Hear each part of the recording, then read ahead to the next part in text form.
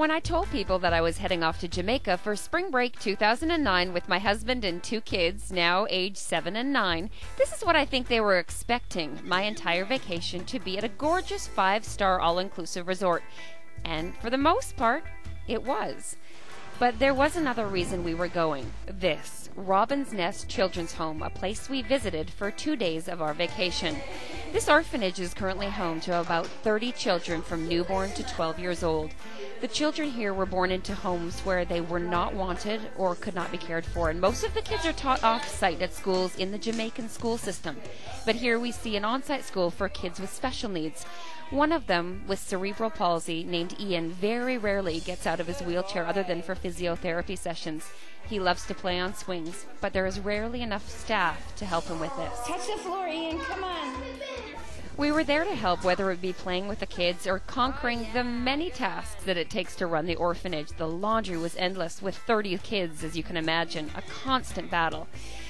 My son and my husband were enlisted to help build a chicken coop, which will eventually, hopefully anyway, raise chickens for meat as well as eggs, a mammoth project, so extra hands were really appreciated.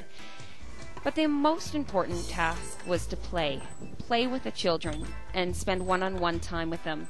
My children loved doing this, just pushing kids on a swing or holding them in their arms. Some of these kids had never been in someone's arm for longer than 15 minutes at a time. Again, just simply because there wasn't enough staff.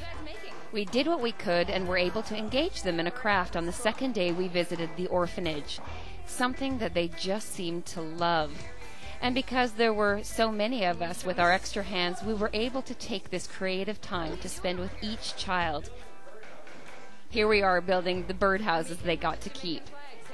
It devastates me how something so simple that we do with our children every day, like play a game or read a book, could mean so much to these kids. It's just so commonplace to us, but so very significant to them. Of all of the places at Robin's Nest, I found the most heart-wrenching place the toddler deck. This is where kids from newborn to about age 2 would play. My daughter spent a lot of time on this particular deck. She just held the kids and played with them. This was a tough place for me, watching my 2 loved and cared for children interacting with orphans who really longed for just a simple touch. I think my son wanted to bring this little guy home. He played with him for hours. No matter what work needed to be done at Robin's Nest, the most consistent need was time with the children, all of who were craving to be held, to grab your hand, and just feel a loving touch. Every one of them was special and had their own story. Without a doubt, my husband, myself, and my 2 kids said that this was the highlight of our spring break vacation to Jamaica.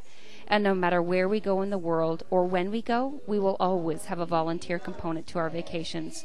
I encourage everyone to do the same. It has changed us all forever.